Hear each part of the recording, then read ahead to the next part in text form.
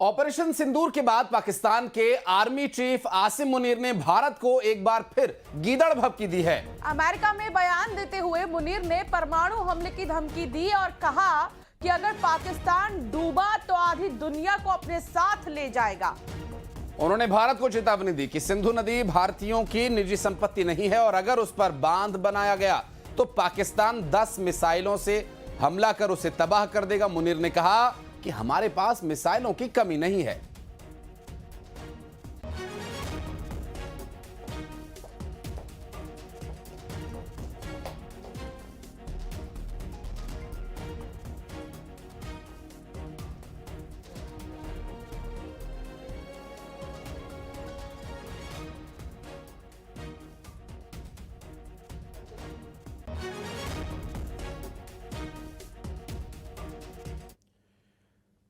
तो वहीं अरब सागर में आज भारत और पाकिस्तान की नौसेनाएं एक ही समय में अपने अपने समुद्री इलाकों में फायरिंग ड्रिल कर रही हैं। दोनों देशों ने यहां वार्निंग जारी कर दी है और मरीन ट्रैफिक को दूर रहने की सलाह दी है।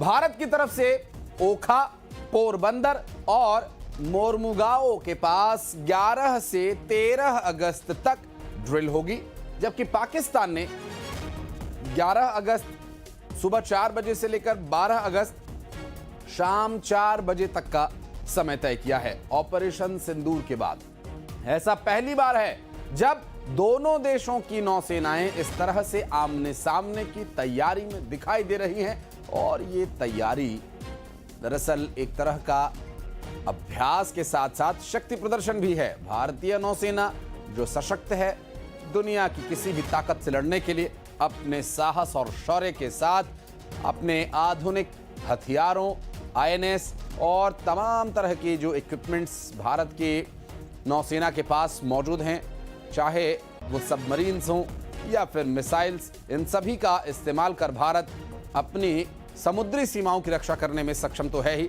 इसका अभ्यास भी अब किया जाएगा।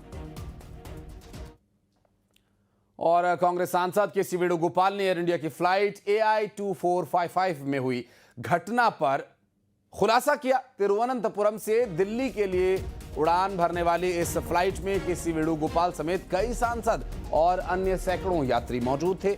उड़ान भरने के बाद तेज टर्ब्यूलेंस और फ्लाइट सिग्नल में खराबी होने के चलते विमान को चेन्नई डाइवर्ट किया गया।